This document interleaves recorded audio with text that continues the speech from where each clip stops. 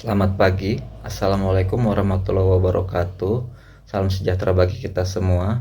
Shalom, Om Swastiastu, Namo Buddhaya, salam kebajikan. Perkenalkan, saya Hasudungan Budi Dopak Tambunan bersama teman saya Winnie Oktaviani dan Alia Piana.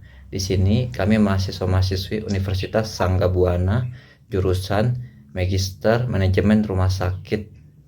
Di sini kami akan presentasikan pertautan manusia dan alam, menjabarkan peran spiritual dalam melestarikan ekosistem. Manusia dan alam merupakan satu kesatuan yang tidak dapat dipisahkan. Keduanya merupakan kesatuan organik yang harus saling dijaga. Keadaan dunia yang penuh dengan kerusakan alam telah merusak hubungan saling ketergantungan antara manusia dan alam. Abstrak kita yaitu manusia dan alam merupakan satu kesatuan yang tidak dapat dipisahkan. Keduanya merupakan kesatuan organik yang harus saling dijaga.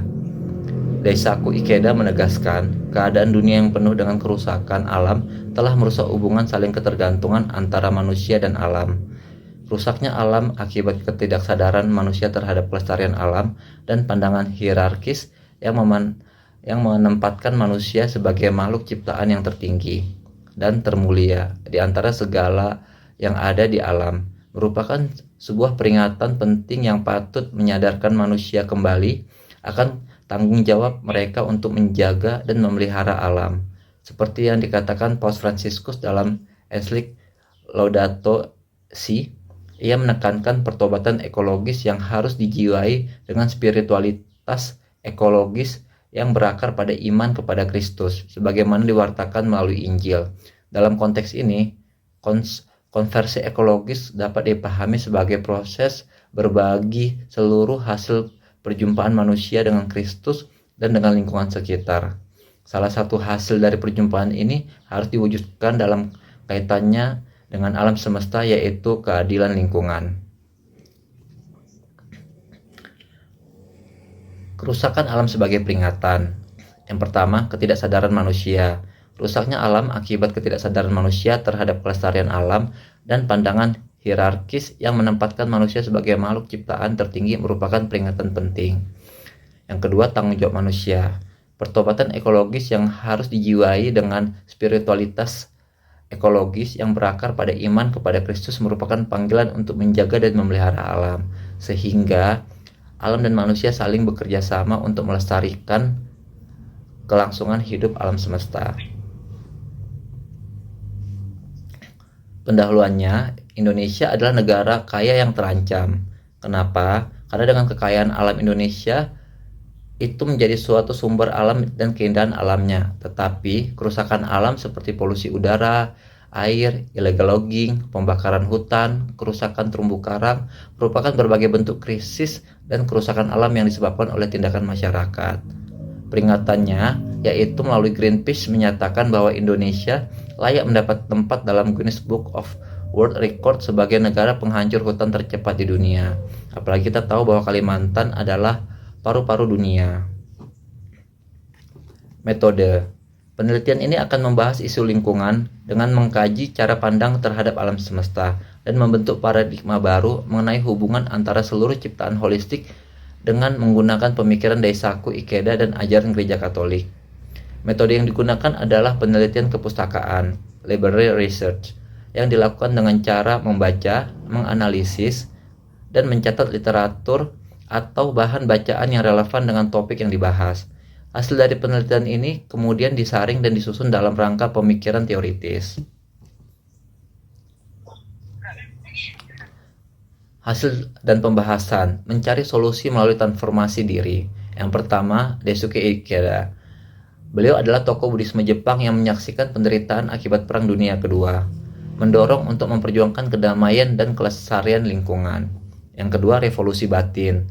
Ikeda mengajak semua pihak untuk aktif dalam mengimplementasikan ide tentang kesatuan organisme dan hubungan mutualistik antara manusia dan alam. Yang ketiga, transformasi diri. Ikeda mengharapkan adanya suatu revolusi batin yang besar pada setiap individu sehingga memungkinkan perubahan dalam diri manusia, bermuara pada kemajuan kualitas hidup. Hasil dan pembahasannya adalah kesadaran dan tanggung jawab manusia itu sendiri. Yang pertama adalah dunia alamiah. Manusia modern tidak menganggap dunia alamiah itu hidup dalam arti yang sama dengan kehidupan umat manusia. Yang kedua, manusia sebagai makhluk tertinggi, manusia meyakini dirinya sebagai yang dekat dengan Tuhan di antara semua makhluk, dan oleh karena itu berhak untuk menaklukkan semua makhluk lain yang ada di dunia. Hasil dan pembahasan menghidupkan kembali hubungan harmonis, yaitu kesatuan organik. Seluruh makhluk hidup di alam ini merupakan kesatuan organik, tidak dapat berdiri sendiri dengan terpisahkan mutlak dari yang lain. Kemudian, hanya satu kosmos. Ikeda berpendapat bahwa akan sangat tepat bila mengatakan hanya satu kosmos, untuk membawa kesadaran bagi manusia untuk memperhatikan entitas yang lebih besar dari bumi.